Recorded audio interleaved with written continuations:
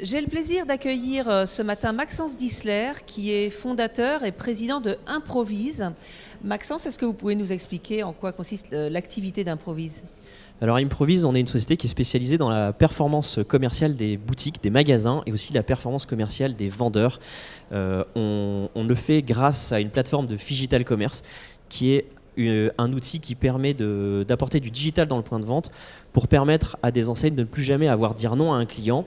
On est aujourd'hui dans des modèles de magasins qui sont principalement basés sur la vente de ce qu'ils ont en stock dans leur boutique, et aujourd'hui c'est une contrainte structurelle qui est beaucoup trop forte et beaucoup trop chère, alors que le digital va aider en magasin à pouvoir vendre des produits sur des modèles plus rentables et rupturistes.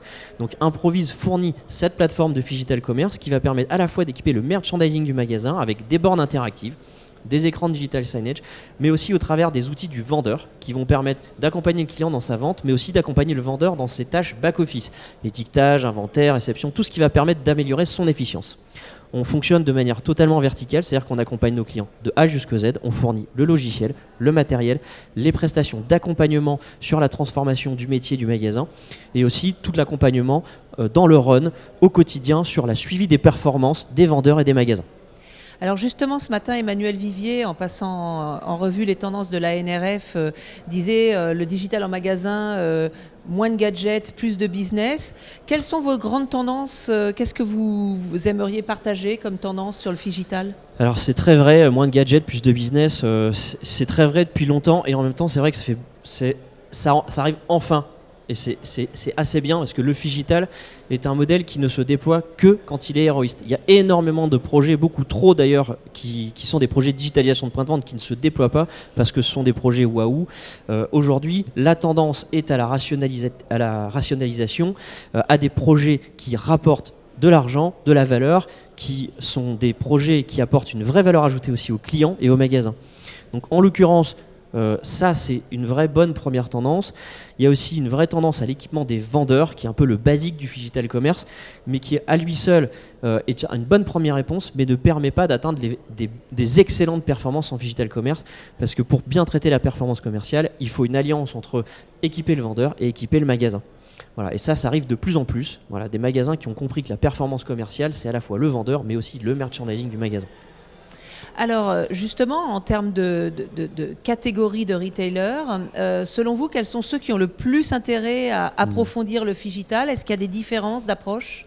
Alors, le Phygital Commerce, c'est un domaine qui ne touche pas du tout les enseignes de la même manière et à la même portée. Par exemple, le secteur de l'alimentaire ou de la distribution des biens de consommation courante n'est absolument pas impacté ou très peu par le Phygital Commerce. Puisque l'art du Phygital Commerce, c'est principalement de vendre des produits qu'on n'a pas en stock.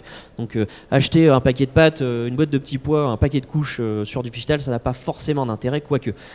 Ceux qui ont le plus intérêt à se phygitaliser aujourd'hui, ça va être les retailers qui vendent des produits encombrants, volumineux, qui coûtent cher à stocker, qui coûtent cher à transporter, à achalander en magasin, qui coûtent cher tout simplement parce que le modèle de vente de ces produits-là est extrêmement pesant sur le modèle économique du magasin. Ensuite, il y a les enseignes qui connaissent une concurrence Internet extrêmement forte. Dans le domaine du bricolage, par exemple, avec des acteurs comme Mano Mano, un vendeur, un magasin qui a pignon sur rue avec une offre de bricolage, quand il vend une quinzaine de tondeuses, à côté, Mano Mano va en vendre une centaine. Donc forcément, il y a un décalage d'offres. Et le client, quand il vient et qu'il cherche une tondeuse en magasin, si on lui dit non, de toute façon, il sait qu'il la trouvera ailleurs sur Internet. Donc ceux qui ont une très forte concurrence Internet, ils ont besoin urgente de se phygitaliser. Après, il va y avoir aussi tous les vendeurs de produits experts. Les produits où souvent le client se renseigne très fortement sur Internet, parce que soit ce sont des produits techniques ou des produits anxiogènes, et où là, on a vraiment besoin de l'accompagnement du vendeur ou de se renseigner. Donc là, le Phygital Commerce apporte une vraie réponse et d'excellentes performances.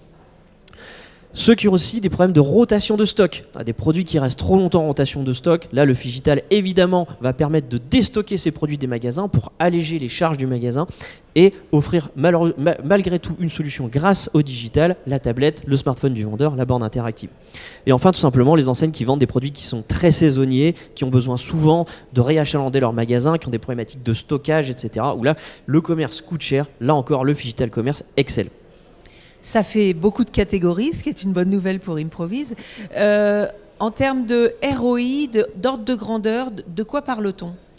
Alors, le physical commerce, c'est un nouveau business model, on va dire, pour les retailers. On parle pour une enseigne d'une centaine de points de vente, de plusieurs dizaines de millions d'euros d'impact de création de valeur. En général, quand on parle de chiffre d'affaires additionnel dans le physical commerce, c'est souvent de l'additionnel pur, parce qu'une vente qui est faite sur un outil digital en magasin, elle aurait de toute façon été perdue si le client était parti, à 95% des cas.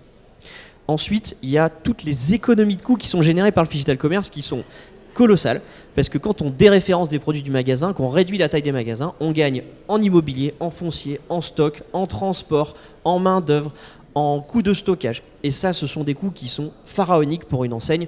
Et donc les enseignes qui se digitalisent ouvrent des magasins, parfois 4 fois, 5 fois, 6 fois, 10 fois plus petits, mais qui pour autant performent autant. Voilà. Ça offre de très bonnes perspectives aux retailers. Merci beaucoup Maxence. Eh ben, merci à toi Sandrine.